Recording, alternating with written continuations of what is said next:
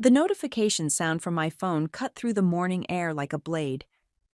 I was standing in front of the mirror in my childhood bedroom, adjusting the simple pearl necklace that had belonged to my grandmother, when I heard it. My wedding dress hung perfectly. Nothing extravagant, just elegant ivory silk that made me feel beautiful.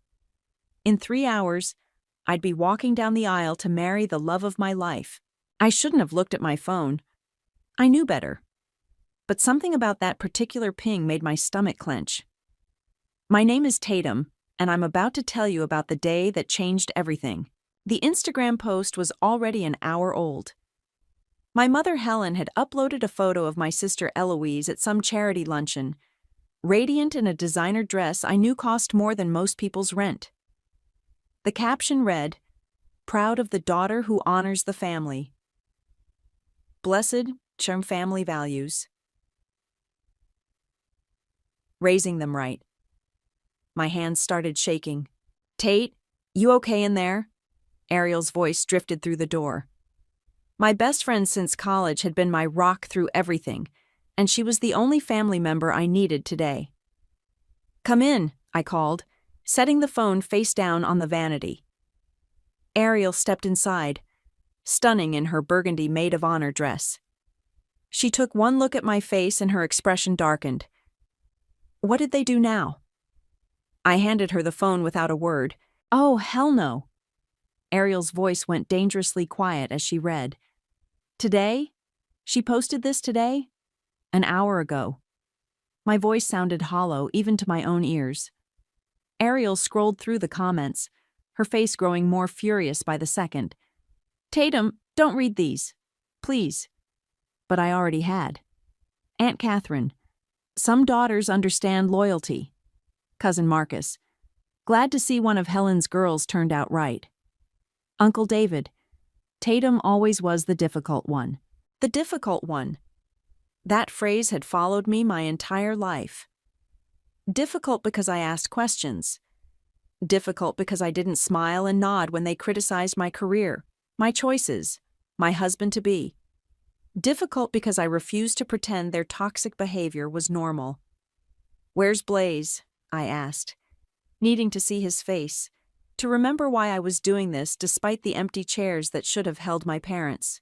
"Getting ready with his groomsmen. He doesn't know about this yet." Ariel sat beside me on the bed. "Tate, you don't have to let them ruin this day. They already have." I stared at my reflection. The woman looking back at me had spent 32 years trying to earn love that was never going to come. Do you know what the worst part is? I actually thought they might surprise me. That maybe, just maybe, they'd show up. "Their loss," Ariel said fiercely. "Blaze's family loves you. I love you. That's what matters." I picked up my phone again, scrolling through more comments. Extended family members I barely spoke to were weighing in, all of them taking sides, all of them choosing Eloise.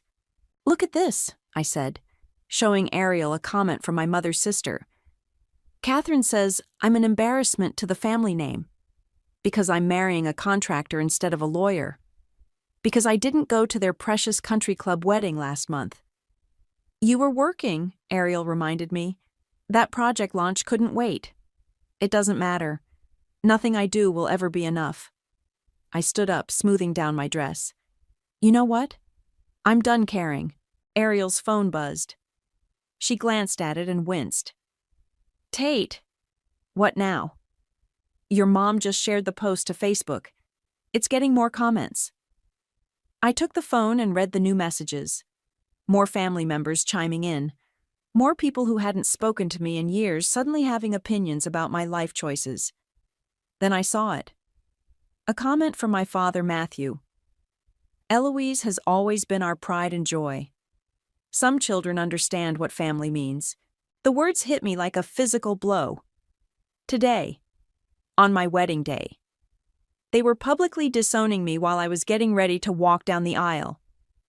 That's it. I set the phone down with deliberate calm. "I'm done."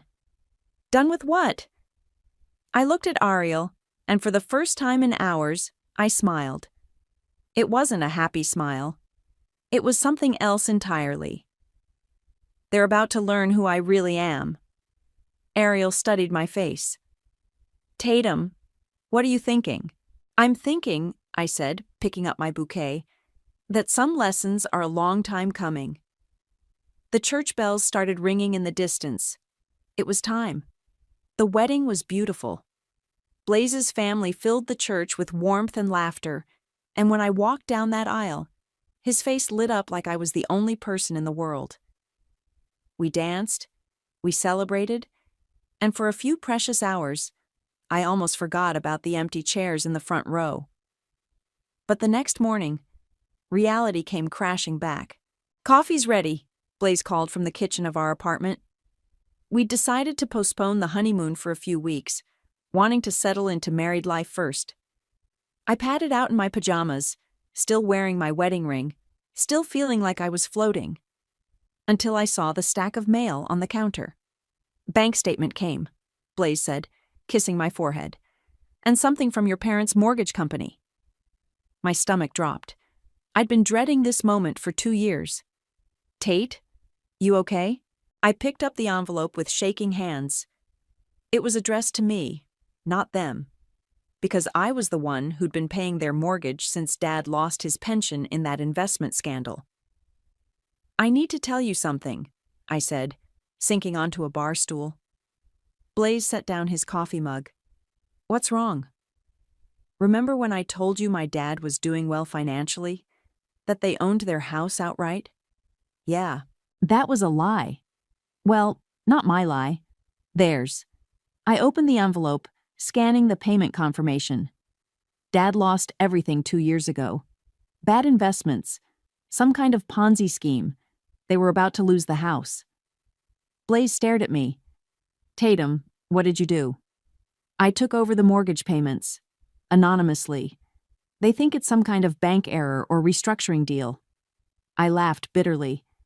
They've been bragging to their friends about their financial acumen ever since. Jesus Christ. Blaze ran his hands through his hair. How much? $3,000 a month. For 2 years.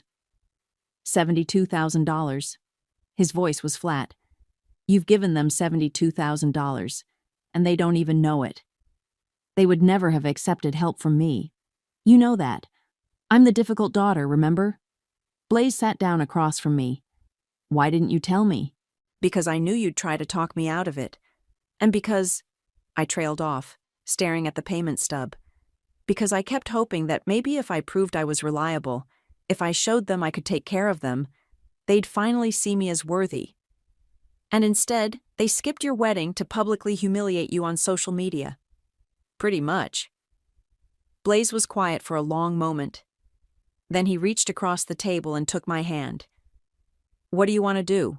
I pulled out my laptop and logged into my banking app. The automatic payment was scheduled for next week. My finger hovered over the cancel button. They posted that photo while I was getting ready to marry you, I said quietly. They chose yesterday, of all days, to make it clear that I'm not their daughter.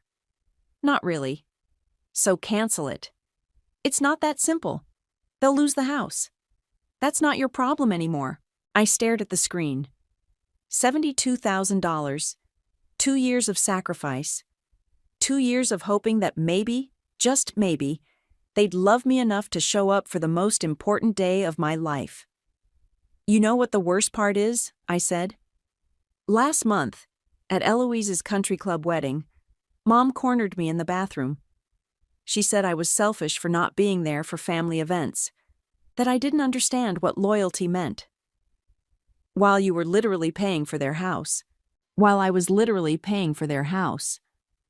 I clicked cancel on the automatic payment. But I'm not done yet. Blaze raised an eyebrow. What do you mean? I opened the account settings and scrolled to the payment memo section. For 2 years, it had been blank. But now I typed, funding provided by the difficult daughter. Tatum? They want to know what loyalty looks like? They're about to find out. I hit save and closed the laptop. The next payment would have been due in 5 days. When it doesn't go through, they'll get a notice. And when they call the bank to ask why, They'll see that memo. Blaze was quiet for a moment. Are you sure about this? I thought about the empty chairs at my wedding, about the Instagram post, about 32 years of being treated like I was broken, difficult, wrong.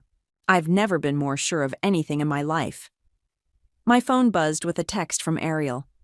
How are you feeling today, Mrs. Walton? I smiled, typing back, like I'm finally free. But I wasn't free yet. Not completely.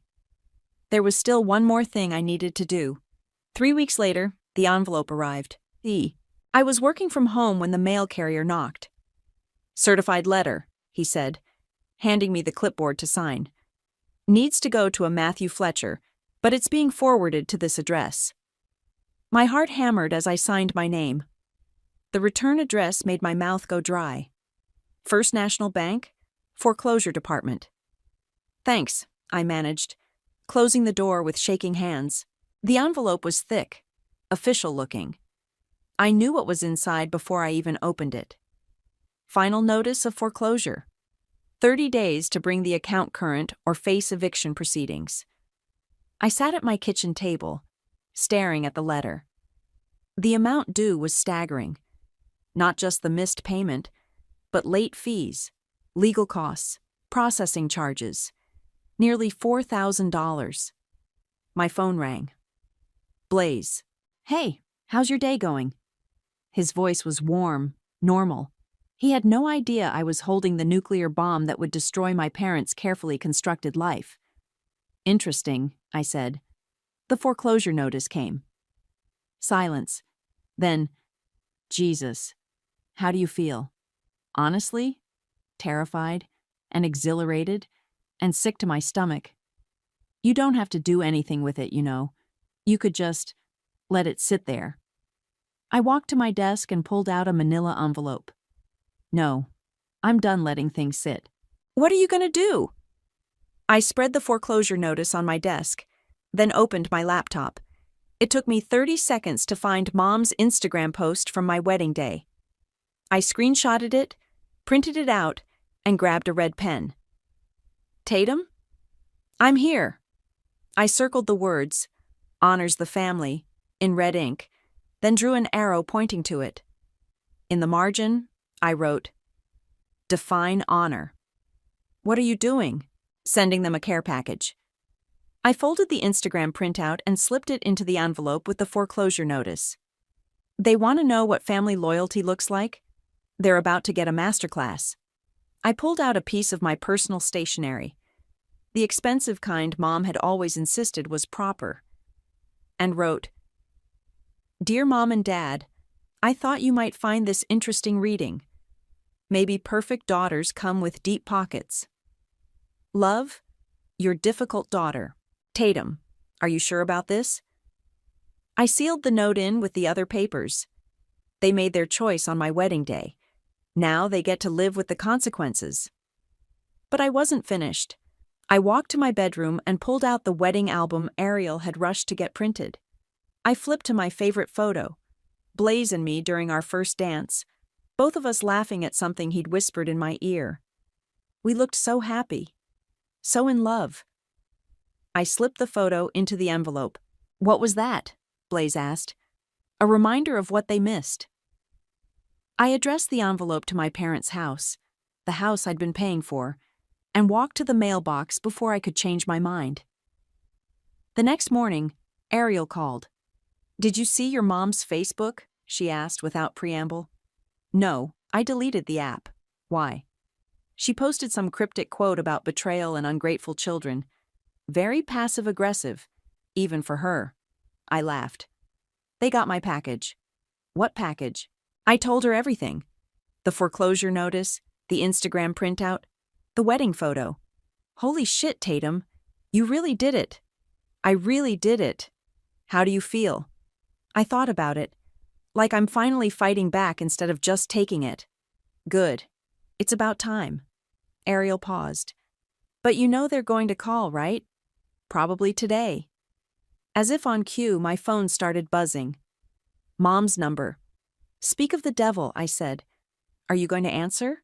I watched the phone ring, and ring, and ring. Nope. It went to voicemail. Then immediately started ringing again.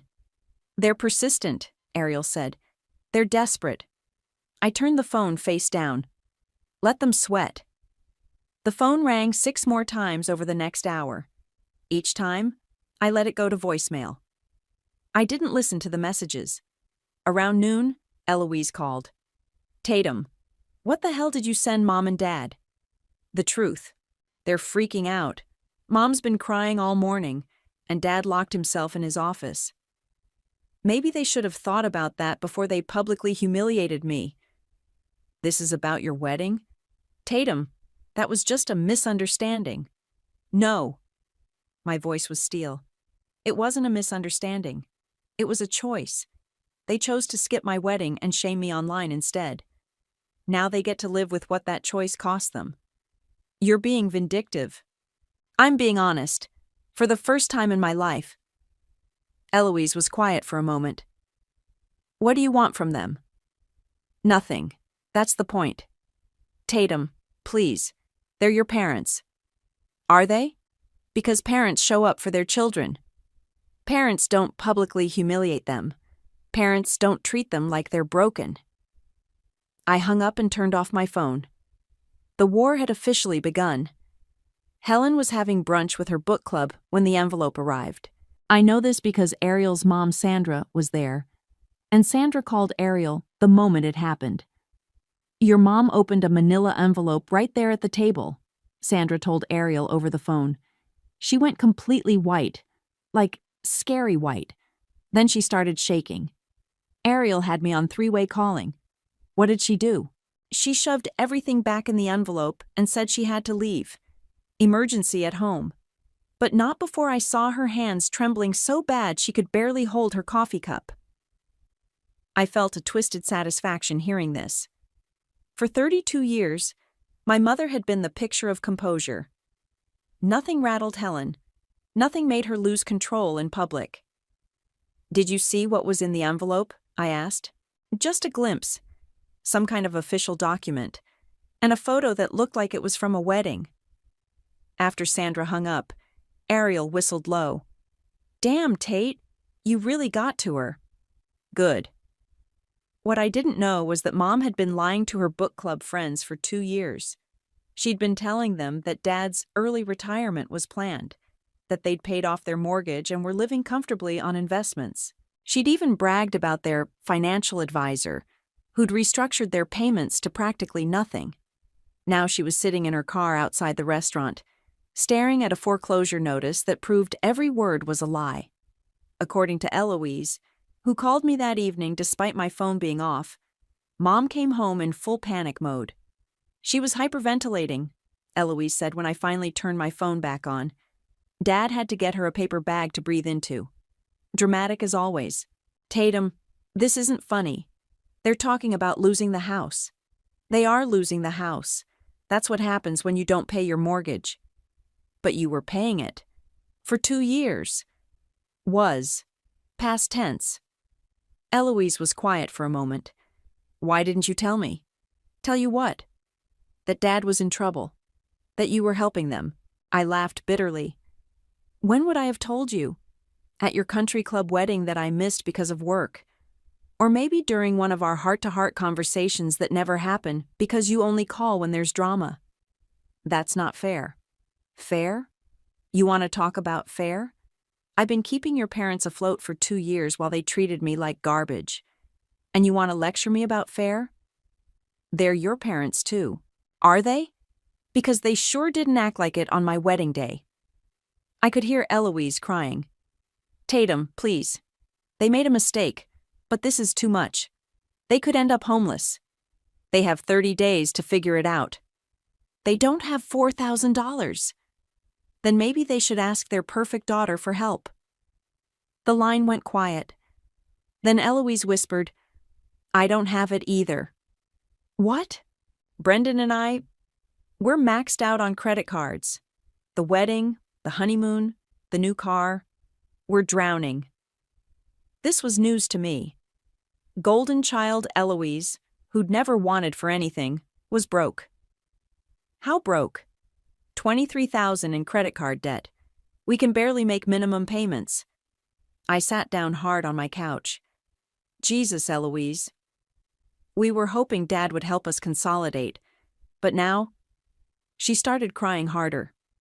Now I find out he's been broke this whole time, and I've been the one keeping him afloat. Why didn't you tell us? Because you never asked. None of you ever asked how I was doing, what I needed, if I was okay. You just assumed I was fine, because I'm the difficult one who doesn't need anyone. That's not true. Isn't it? When's the last time you called just to check on me? When's the last time Mom asked about my job, my life, my happiness? Eloise couldn't answer. They're having an emergency family meeting tomorrow, she said finally. They want you there. Of course they do, now that they need something. Will you come? I looked around my apartment, my safe space, my sanctuary away from their toxicity. Yeah, I said. I'll come. Really? Oh, I wouldn't miss this for the world. After I hung up, Blaze came home from work to find me sitting in the dark. How'd it go? He asked, flipping on the lights. Better than expected. Apparently, perfect daughter Eloise is $23,000 in debt and can't help Mommy and Daddy. Blaze sat beside me. How do you feel about that? Like karma's working overtime. And the family meeting? I smiled. It wasn't a nice smile. I'm going to enjoy every second of it. The family meeting was set for Sunday at 2 p.m. I showed up at 2:15, just late enough to make a point. Mom answered the door, looking like she'd aged 5 years in 3 days. Her usually perfect hair was pulled back in a messy bun, and she wasn't wearing makeup. Tatum, thank God you're here. Helen. I walked past her into the living room where Dad and Eloise were sitting on the couch. Brendan was in the armchair, looking uncomfortable. Don't I get a hug? Mom asked. No. The room went silent. I sat in the chair across from them, crossing my legs and waiting. Dad cleared his throat. Tatum, we need to talk about this misunderstanding. What misunderstanding? The mortgage situation. There seems to be some confusion about the payments. I laughed. Confusion? Dad, I've been paying your mortgage for 2 years. There's no confusion. That's impossible. The bank restructured our loan. The bank didn't restructure anything. I took over your payments when you lost your pension in that investment scam. Mom's face crumpled. How did you know about that? I'm not stupid, Helen. You think I didn't notice when Dad suddenly retired and you started shopping at Target instead of Nordstrom? We were going to tell you. When? After you lost the house? After you'd exhausted every other option? Eloise leaned forward. Tatum, they were embarrassed. They didn't want to burden you. Burden me? I'm their daughter. But apparently, I'm only useful when you need money. That's not true, Dad said. I pulled out my phone and opened my banking app. Want to see the receipts? $72,000 over 2 years. Every month, like clockwork. Brendan whistled low. 72 grand? Brendan, Eloise hissed. What? That's more than I make in a year. I looked at him. Speaking of money, how's that credit card debt treating you? His face went red. That's none of your business. Nothing's my business until you need me to fix it. Mom started crying. Tatum, please. We're sorry about the wedding. We made a mistake. A mistake? You publicly humiliated me on the most important day of my life. You chose to skip my wedding to post about how wonderful Eloise is. We were upset about you missing Eloise's engagement party. I was working. I had a project launch that couldn't wait. But even if I'd been free, since when is missing a party grounds for skipping your daughter's wedding? Dad stood up. You've always been difficult, Tatum. Always stirring up drama. Difficult? I've been bankrolling your lifestyle for 2 years without asking for so much as a thank you. And I'm difficult? We didn't ask you to do that. Because you didn't know I was doing it. You thought some magical bank fairy was paying your bills. I stood up, and walked to the mantel where they kept their family photos. Every single one featured Eloise prominently. I was in maybe 3 of them, always in the background. You want to know what difficult looks like? I turned back to face them. Difficult is finding out your parents are about to lose their house and taking over their mortgage payments without being asked. Difficult is watching them brag to their friends about their financial success while you're the one funding it. Difficult is hoping that maybe, just maybe, if you prove yourself useful enough, they'll finally love you. We do love you, Mom whispered. No, you don't. You love what I can do for you. There's a difference. I walked back to my chair and sat down. But here's the thing. I'm done being useful. Tatum, please, Eloise said. They'll lose everything. They lost me first. I reached into my purse and pulled out a manila folder. Since we're having a family meeting, I thought you might want to see these. I dropped the folder on the coffee table. It landed with a heavy thud. What is that? Dad asked. 2 years of financial records, bank statements, payment confirmations, email exchanges where you begged me for help before I started paying anonymously. Mom's face went white. You kept records? I keep records of everything, including the emails where you called me selfish for not contributing more to family events, while I was literally paying for your house. Dad reached for the folder, but I snatched it back. These are copies. I have the originals safely stored. What do you want? Brendan asked. I want you to stop pretending I'm the problem. I want you to admit that the difficult daughter was the only thing standing between you and homelessness. Fine, Dad said through gritted teeth. You helped us. Thank you. Now can we move forward? Move forward? Dad, you have 26 days before the sheriff shows up with eviction papers. So help us, Mom pleaded. I stood up and headed for the door. I already did, for 2 years, and you repaid me by skipping my wedding. Tatum, wait. I turned back one last time. You know what the funny thing is? If you'd just shown up to my wedding, we wouldn't be having this conversation.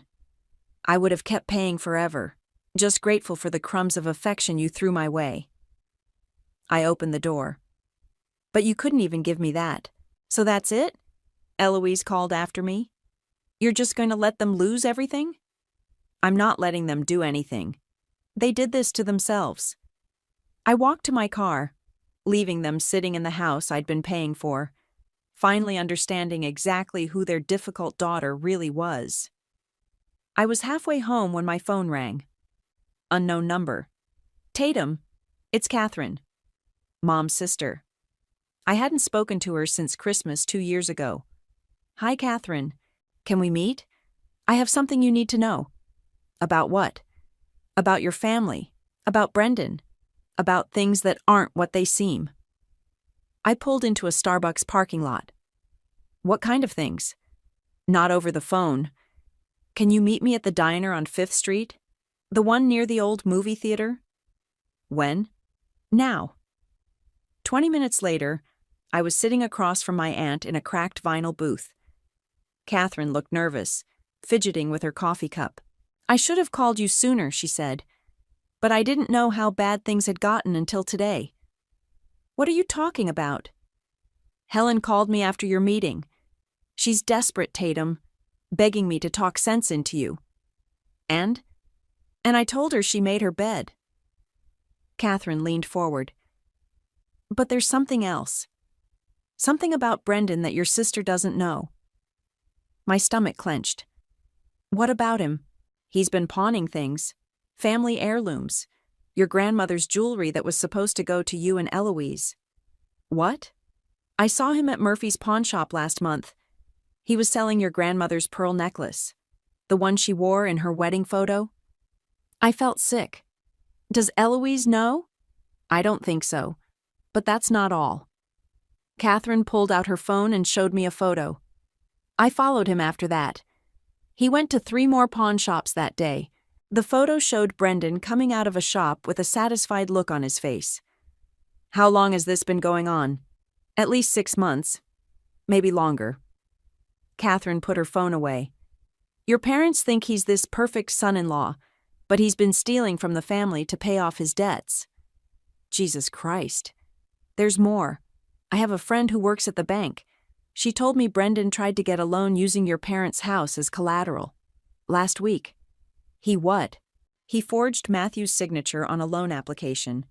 $50,000. The only reason it didn't go through was because the house is already in foreclosure. I stared at her. You're telling me that while my parents are about to lose their house, their perfect son-in-law is trying to steal it out from under them? That's exactly what I'm telling you. My phone buzzed. Text from Eloise. Can we talk? Privately? I showed Catherine the message. Speak of the devil. Are you going to tell her? I don't know. Maybe she should hear it from you. She won't believe me. You know how she is about Brendan. Catherine was right. Eloise worshipped her husband. She'd never believe he was capable of this. I texted back, meet me at the park on Elm Street. 1 hour. Catherine grabbed my hand. Tatum, I know I haven't been the best aunt. I should have stood up for you more over the years. Why didn't you? Because it was easier to go along with Helen's version of things. But watching what happened at your wedding, seeing how they treated you, I can't stay quiet anymore. What changed your mind? You did. The way you handled that family meeting today. You didn't scream or throw a tantrum. You just laid out the facts and walked away. That took strength. I felt tears prick my eyes. I'm tired of being strong. I know.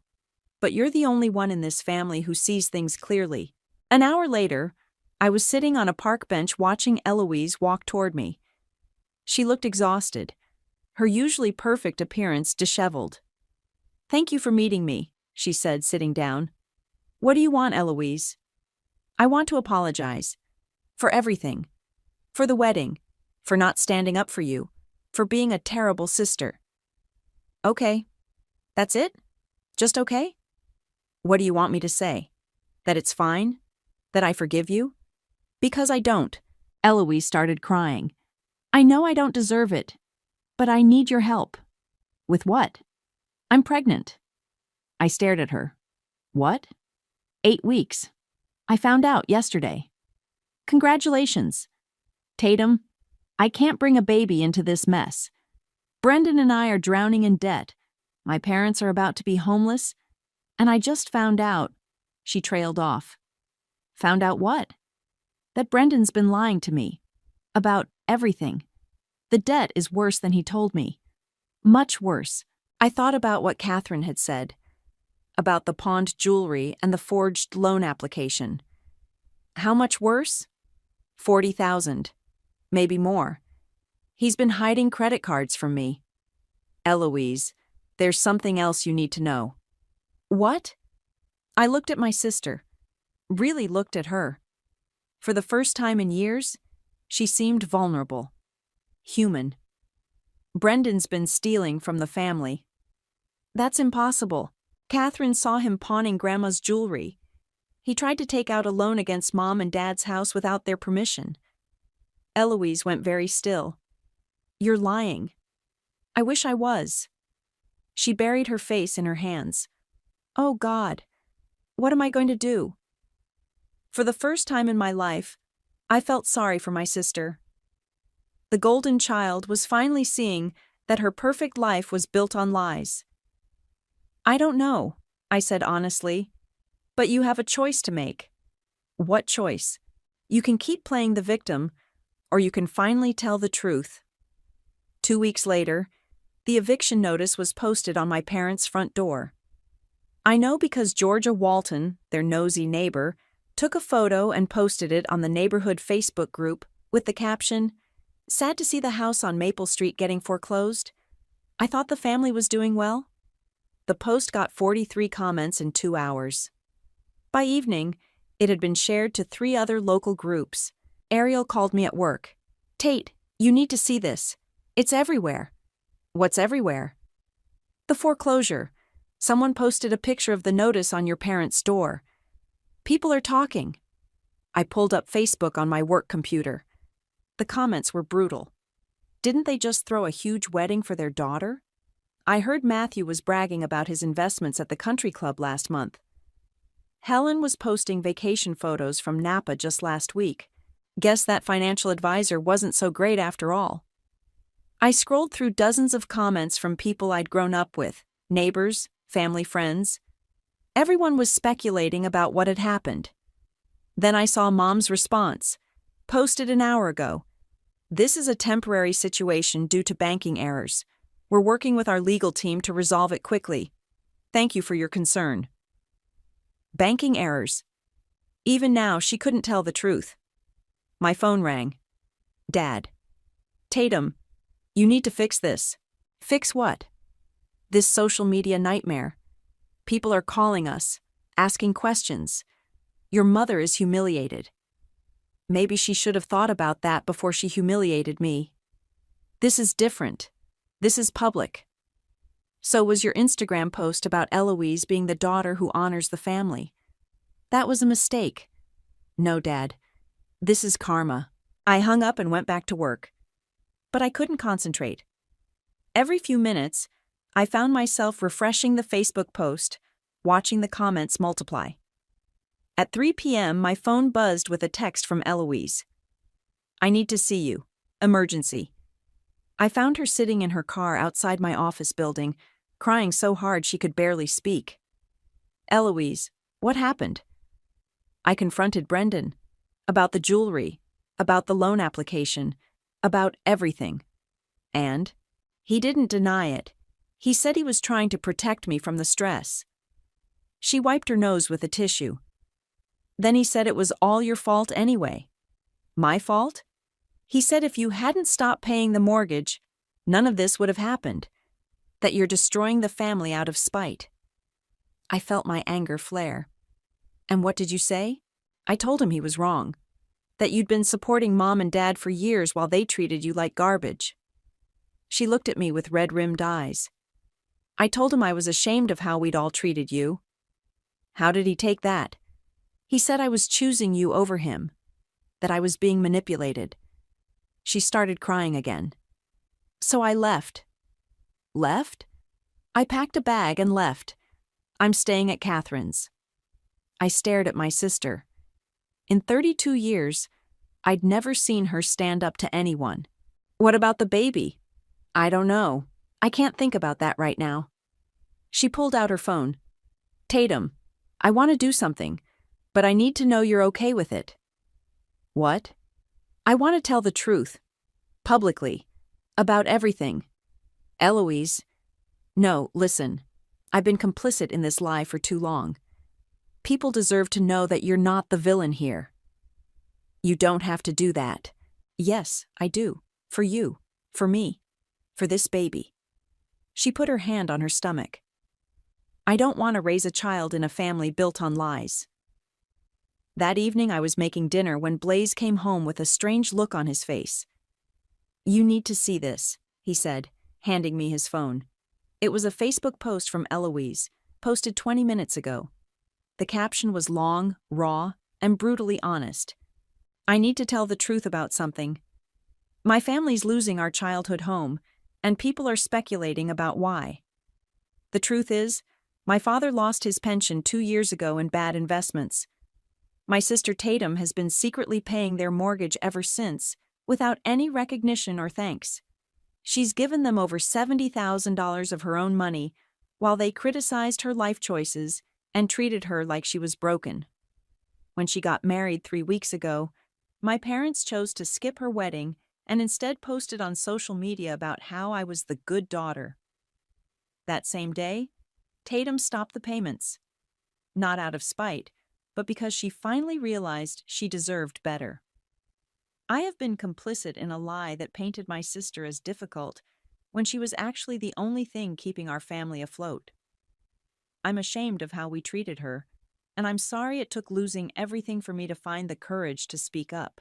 The post already had 67 comments and 23 shares. Holy shit, I whispered. Keep reading, Blaze said. I scrolled through the comments. They were overwhelmingly supportive of me and critical of my parents. Tatum sounds like a saint. Your parents should be ashamed. I always thought there was more to the story. Good for you for telling the truth. My phone started ringing. Mom. I looked at Blaze. Should I answer? That's up to you, I answered. Hello, Helen. How could you let her do this? Mom was screaming. How could you let her destroy us like this? I didn't let her do anything. She made her own choice. She's ruining our reputation. Your reputation was built on lies. Eloise just told the truth. Please, Tatum, make her take it down. I'm begging you. No. What do you mean, no? I mean, no. I'm done protecting you from the consequences of your actions. You're our daughter, am I? Because for 32 years, you've made it pretty clear that I'm not the daughter you wanted. I hung up and turned off my phone. The truth was finally out there. And for the first time in my life, I felt free. Eloise's post went viral overnight. By morning, it had been shared over 500 times and picked up by 3 local news outlets. The story had everything people loved: family drama, financial secrets, and a clear villain-victim dynamic. I woke up to 17 missed calls and 43 text messages. Jesus, Blaze said, looking at his own phone. Channel 7 wants to interview you. Not happening. Good call. I scrolled through the messages. Most were supportive, but a few family members were furious. Uncle David, you've destroyed this family. Cousin Marcus, this was private business. But then I saw one that made me smile. From my old college roommate, always knew you were the strong one. Proud of you. At 9 a.m. there was a knock at the door. I opened it to find my parents standing on my doorstep. Dad looked defeated. Mom looked desperate. We need to talk, Dad said. No, we don't. Tatum, please. Mom's voice was barely a whisper.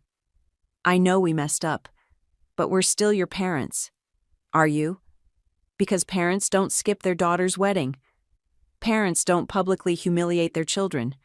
Parents don't take money for years without even saying thank you. We didn't know you were paying. You didn't want to know. There's a difference. Dad stepped forward. What do you want from us? An apology? Fine. We're sorry. We're sorry we missed your wedding. We're sorry we took you for granted. We're sorry we favored Eloise. You think this is about an apology? Isn't it? I laughed, but there was no humor in it. Dad, you only love me when I'm useful to you, when I'm paying your bills or fixing your problems. The moment I stopped being useful, you wrote me off. That's not true. Then why are you here? Why now? Is it because you suddenly realized you love me? Or because Eloise's post made you look bad? Neither of them answered. That's what I thought. Mom started crying. Tatum, we're going to lose everything. The house, our reputation, our friends. Please. You lost me first. Everything else is just stuff. You're being cruel. I'm being honest. For the first time in my life, I'm putting myself first instead of trying to earn love that was never going to come. My phone rang. Eloise. I should take this, I said, stepping back inside and closing the door. Tatum, are you okay? I saw Mom and Dad's car in your driveway. They're on my porch begging for help. Are you going to help them? No. Good. Eloise's voice was stronger than I'd heard it in years. I filed for divorce this morning. Eloise? Brendan cleaned out our joint account yesterday, took the last $3,000 and disappeared. Catherine's lawyer thinks he's fled the state. I'm sorry? Don't be. I'm finally seeing clearly. She paused. I wanted to ask you something. What? Would you be my baby's godmother? I know I don't deserve it, but I want my child to know what real strength looks like. I felt tears prick my eyes. Yes. Thank you. For everything. For being the sister I should have been.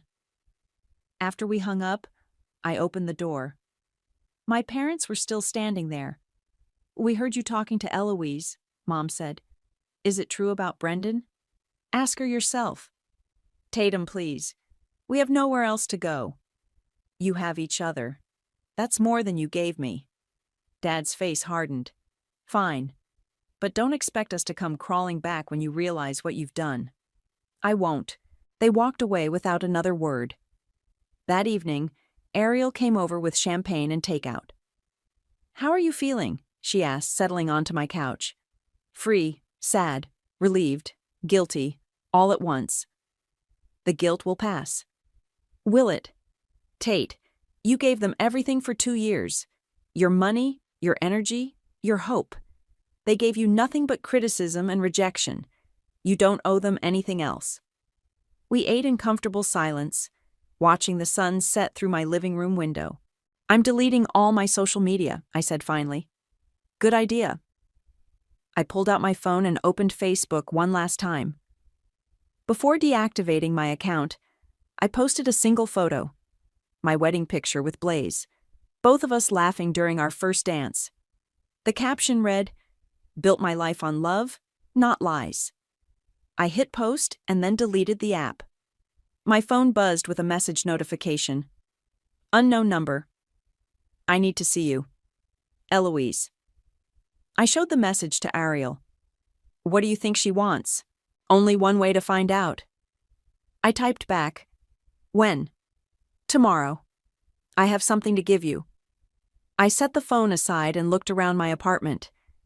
My home, my sanctuary. For the first time in 32 years, I didn't have to worry about anyone else's approval or disappointment. "You know what?" I said to Ariel. "I think I'm going to be okay." "I know you are." Outside it started to rain, but inside, I was finally warm.